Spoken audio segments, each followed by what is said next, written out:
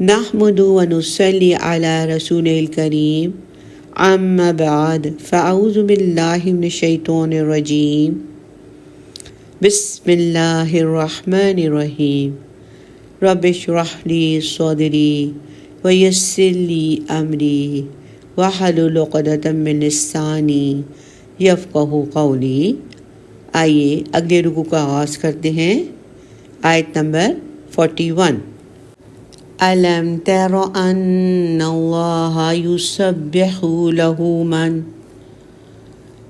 مَن فِي السَّمَاوَاتِ وَالْأَرْضِ، کیا تم دیکھتے نہیں ہو کہ اللہ کی تسبیح کرتے ہیں جو کوئی آسمانوں اور زمین میں ہے؟ نہ صرف آسمانوں اور زمین کی تمام مخلوقات اللہ کی تسبیح کرتی ہے، بلکہ ان دونوں کے درمیان یعنی آسمان اور زمین کے درمیان جو مخلوق ہے وہ بھی اس میں شامل ہے۔ وَالطَّيْرُ صَافَّاتٍ كُلٌّ قَدْ عَلِمَ صَلَاتَهُ وَتَسْبِيحَهُ، اور پروں کو پھیلائے ہوئے پرندے بھی، ہر ایک نے جان لی ہے اپنی نماز اور تسبیح۔ واللہ علیم بما یفعلون، اور اللہ خوب جانتا ہے جو وہ کرتے ہیں۔ یہ خطاب نبی کریم صلی اللہ علیہ وسلم سے ہے اور تمام بنی نوع انسان کو مخاطب کر کے کہا جا رہا ہے کہ آسمان اور زمین میں پائی جانے والی تمام مخلوقات، چاہے وہ فرشتے ہوں یا بنی نوع انسان یا جن یا حیوان، حتیٰ کہ جمادات بھی اللہ کی تسبیح بیان کرتے ہیں۔ چڑیا فضا میں اڑتی ہوئی اپنے رب کی تسبیح بیان کرتی رہتی ہیں۔ کائنات کی ہر چیز کو معلوم ہے کہ اسے اللہ کی تسبیح کیسے بیان کرنی ہے، اور رب العالمین کائنات میں ہونے والی ہر بات سے واقف ہے۔ یہی مضمون سورہ بنی اسرائیل آیت نمبر 44 میں اس طرح آیا ہے کہ کوئی چیز اس کائنات میں ایسی نہیں ہے جو اللہ کی تسبیح و تمجید نہ کر رہی ہو، لیکن تم لوگوں کو اس کا طریقہ تسبیح کا شعور نہیں ہو سکتا۔ بے شک۔ آیت نمبر 42۔ وَلِلَّهِ مُلْكُ السَّمَاوَاتِ وَالْأَرْضِ وَإِلَى اللَّهِ الْمَصِيرُ، اور اللہ ہی کے لیے ہے آسمان اور زمین کی بادشاہی، اور اللہ ہی کی طرف لوٹ کر جانا ہے۔ اللہ سبحانہ تعالیٰ فرماتے ہیں کہ آسمان اور زمین کی ہر چیز اسی کی ہے، اور مرنے کے بعد دوبارہ زندہ ہو کر اسی کے پاس لوٹ کر جانا ہے۔ اس لیے ہر قسم کی عبادت کا صرف وہی ذات واحد مستحق ہے، صرف ایک اللہ ہی کی عبادت کرنی ہے۔ آیت نمبر 43۔ أَلَمْ تَرَ أَنَّ اللَّهَ يُزْجِي سَحَابًا، کیا تم دیکھتے نہیں ہو کہ اللہ ہانک کر لاتا ہے بادلوں کو، یعنی سمندر کے بخارات سے بادل بنتے ہیں اور ہواؤں کے ذریعے ہزاروں میل کا سفر طے کر کے کہیں سے کہیں پہنچ جاتے ہیں۔ ثم يؤلف بینہ ثم یجعلہ رکاما، پھر وہ انہیں آپس میں جوڑ دیتا ہے، پھر انہیں تہ بر تہ کر دیتا ہے۔ بادلوں کا یہ منظر تہ بر تہ ہونا، یہ اگر ہوائی جہاز کا سفر کیا ہو تو اس کا تجربہ ہوتا ہے۔ یعنی اگر موسم ابر آلود ہے تو بعض اوقات یوں بھی ہوتا ہے کہ بادلوں کی ایک تہ میں سے جہاز اوپر چڑھتا ہے، اس کے بعد فضا صاف ہوتی ہے، پھر اوپر جا کے بادلوں کی ایک اور تہ آ جاتی ہے، اسی طرح مزید تہیں ہو سکتی ہیں۔ فَتَرَى الْوَدْقَ يَخْرُجُ مِنْ خِلَالِهِ، تو تم دیکھتے ہو کہ بارش ان کے درمیان میں سے برستی ہے۔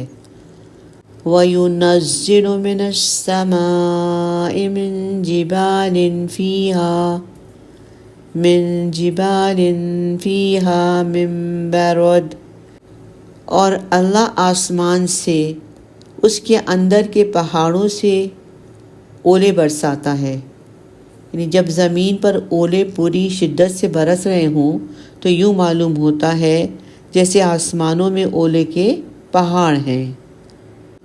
فَيُصِيبُ بِهِ مَن يَشَاءُ وَيَصْرِفُهُ عَمَّن يَشَاءُ، تو وہ پہچانتا ہے ان اولوں کو، جس پر چاہتا ہے وہ ان کا رخ پھیر دیتا ہے جس سے چاہتا ہے۔ جب کسی کھیتی کو کسی وجہ سے برباد کرنا مقصود ہو تو اس پر اللہ کی مشیت یہ ہے کہ یہ اولے برس پڑتے ہیں، اور جس کھیتی کو تباہ نہ کرنا چاہتا ہو تو اس کی طرف سے ان کا رخ پھیر دیتا ہے۔ بعض اوقات دیکھنے میں آتا ہے کہ ایک کھیت اولوں سے تباہ ہو گیا لیکن اس کے ساتھ ہی دوسرا کھیت بالکل صحیح سلامت ہے۔ يَكَادُ سَنَا بَرْقِهِ يَذْهَبُ بِالْأَبْصَارِ، قریب ہے کہ اس کی بجلی کی گوند لوگوں کی نگاہوں کو اچک لے جائے۔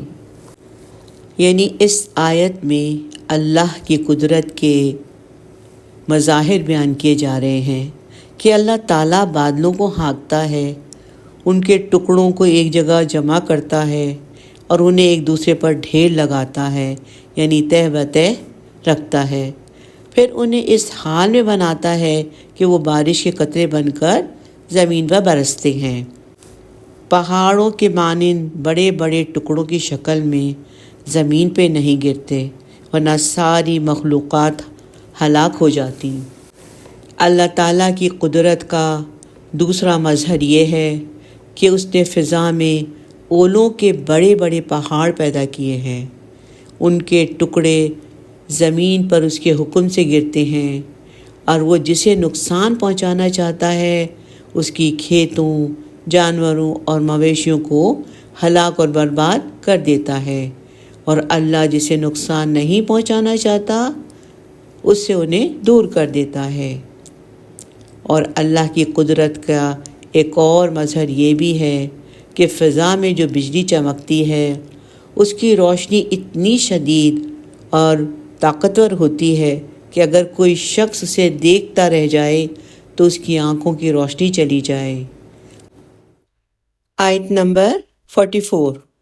يُقَلِّبُ اللَّهُ اللَّيْلَ وَالنَّهَارَ إِنَّ فِي ذَلِكَ لَعِبْرَةً لِأُولِي الْأَبْصَارِ، اللہ عدلتا بدلتا رہتا ہے رات اور دن کو، یقیناً اس میں عبرت کا سامان ہے آنکھوں والوں کے لیے۔ اللہ سبحانہ تعالیٰ کی قدرت کا ایک مظہر یہ بھی ہے کہ وہ رات اور دن کو الٹتا پھیرتا رہتا ہے۔ رات آتی ہے تو دن چھپ جاتا ہے، اور دن نکلتا ہے تو رات ناپید ہو جاتی ہے، غائب ہو جاتی ہے۔ اللہ تعالیٰ کی یہ تمام نشانیاں دیکھ کر اہل عقل اور سلیم فطرت لوگ اللہ کے جلال اور کمال پر ایمان لے آتے ہیں اور اس کی وحدانیت کا اقرار کر کے صرف اسی کی عبادت کرتے ہیں۔ آیت نمبر 45۔ وَاللَّهُ خَلَقَ كُلَّ دَابَّةٍ مِّن مَّاءٍ فَمِنْهُم مَّن يَمْشِي عَلَى بَطْنِهِ، اور اللہ نے بنایا ہے ہر جاندار کو پانی سے، تو ان میں سے کچھ ایسے جانور ہیں جو اپنے پیٹ کے بل چلتے ہیں۔ یہ وہ جاندار ہیں جنہیں ہم ریپٹائلز کہتے ہیں، ان کی ٹانگیں وغیرہ نہیں ہوتی، وہ پیٹ کے بل رینگتے ہیں۔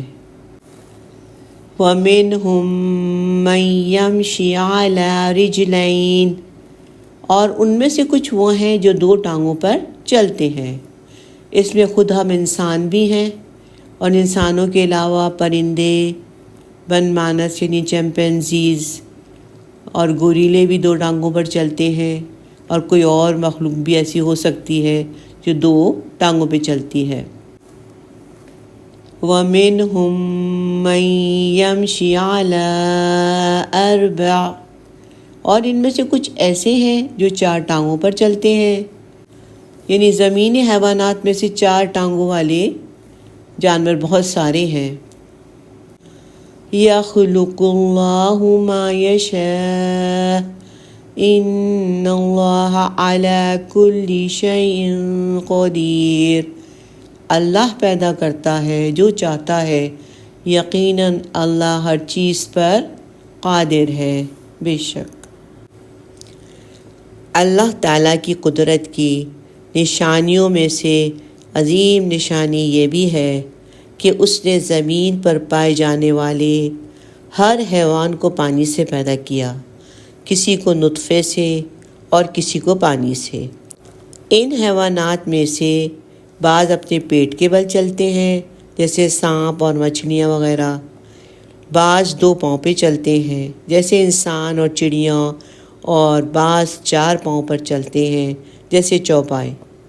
اللہ تعالیٰ جو چاہتا ہے پیدا کرتا ہے، جیسے بعض جانوروں کے چار سے زیادہ پاؤں ہوتے ہیں، بہت سے جانوروں کی عجیب و غریب شکلیں ہوتی ہیں، ان کے اعضاء، ان کی صورتیں، ان کی حرکتیں ایک دوسرے سے مختلف ہوتی ہیں۔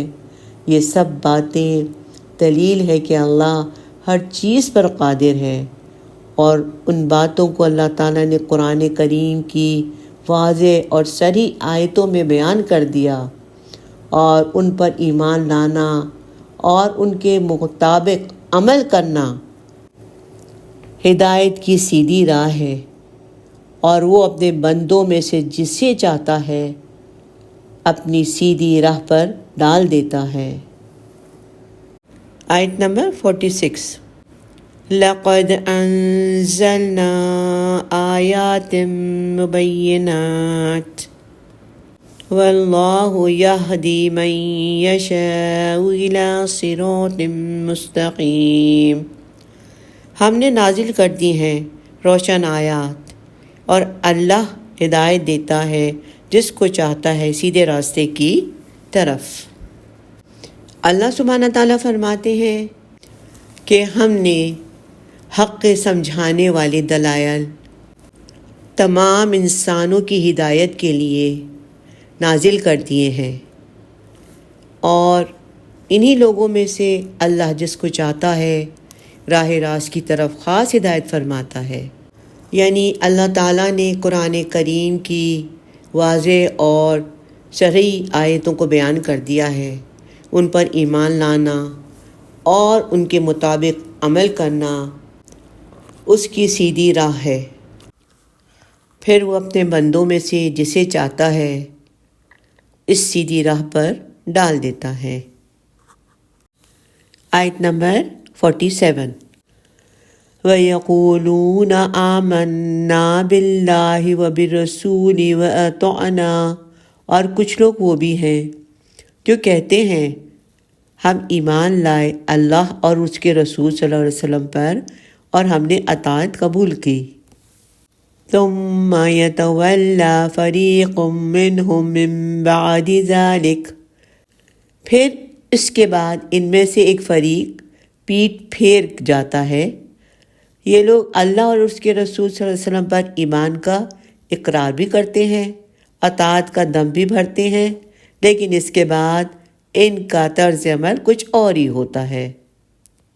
آگے ہے وَمَا أُولَٰئِكَ بِالْمُؤْمِنِينَ، اور یہ لوگ در حقیقت مومن نہیں ہیں۔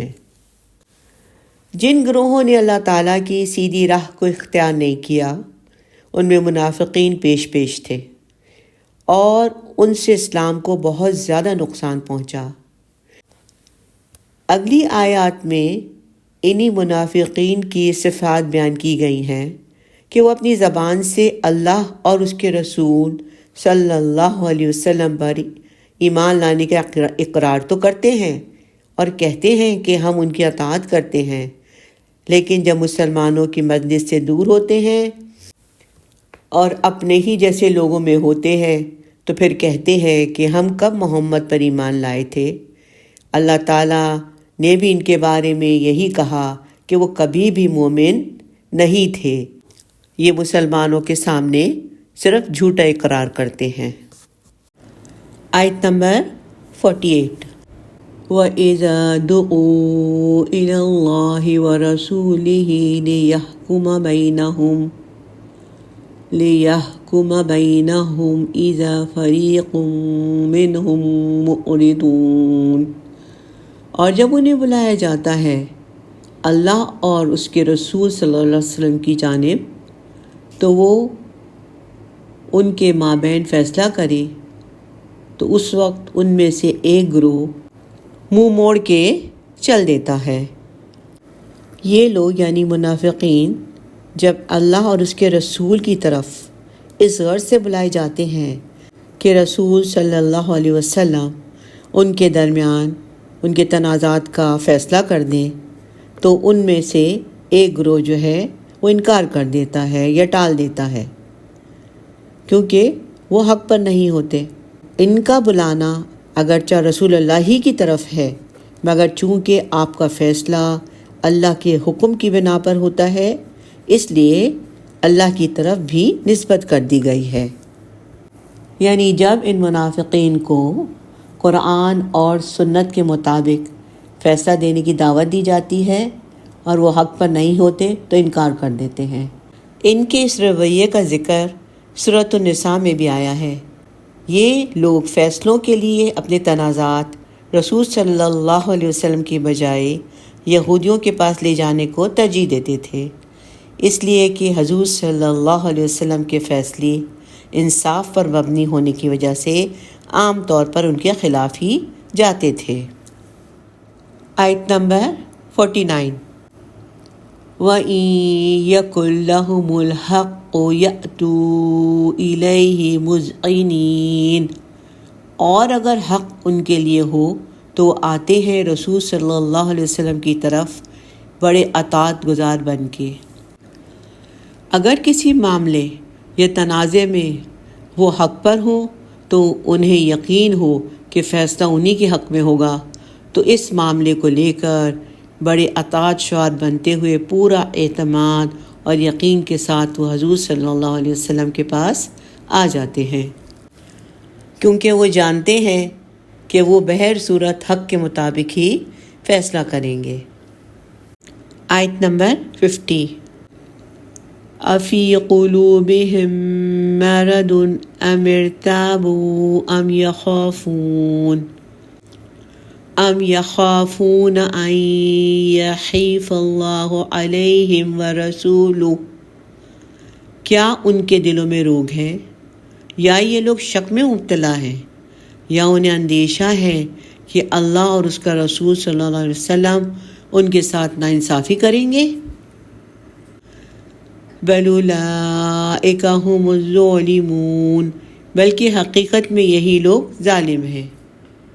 چونکہ یہ لوگ حقیقی ایمان سے محروم ہیں اس لیے ان کے نفاق کا عکس ان کے کرداروں میں نمایاں ہے۔ یہ آیت ایک خاص واقعے میں نازل ہوئی۔ واقعہ کچھ اس طرح ہے کہ منافقین میں سے ایک شخص بشر نامی تھا، اس کے اور ایک یہودی کے درمیان ایک زمین کے متعلق جھگڑا ہوا۔ یہودی نے اس کو کہا کہ چلو تمہارے ہی رسول صلی اللہ علیہ وسلم سے ہم فیصلہ کرا لیں، مگر بشر منافق ناحق پر تھا، یہ جانتا تھا کہ حضور صلی اللہ علیہ وسلم کے پاس مقدمہ گیا تو آپ حق کے موافق فیصلہ کریں گے اور میں ہار جاؤں گا۔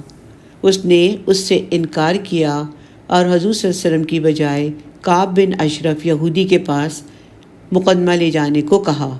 اس پر یہ آیت نازل ہوئی، اور آیت افی قلوبہم مرض میں جو ہے یعنی ان کے دلوں میں کفر کا یقینی مرض ہے۔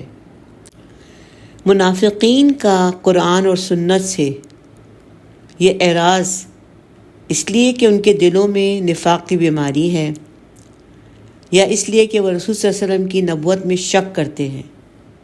ان کا نفاق اس قدر بڑھ گیا کہ وہ اللہ اور اس کے رسول کے بارے میں بدگمانی رکھتے ہیں کہ وہ ان کے ساتھ ناانصافی کریں گے۔ اللہ تعالیٰ نے فرمایا کہ ان کا اعراض ان ساری برائیوں کے ساتھ اس لیے ہے کہ ظلم جیسی بدترین صفت ان کے اندر پائی جاتی ہے۔ وہ اپنے کفر اور نفاق کی وجہ سے اپنے آپ پر ظلم کرتے ہیں اور مسلمانوں کے خلاف سازشیں کر کے ان پر بھی ظلم کرتے ہیں۔ یہاں اس رکوع کا اختتام ہوا۔ الحمدللہ۔ بارک اللہ لی ولکم فی القرآن العظیم۔ آمین۔ ربنا تقبل منا انک انت السمیع العلیم۔ ربنا لا تؤاخذنا ان نسینا او اخطأنا۔ آمین۔ سبحانک اللہم وبحمدک نشہد ان لا الہ الا انت نستغفرک ونتوب الیک۔ السلام علیکم ورحمۃ اللہ وبرکاتہ۔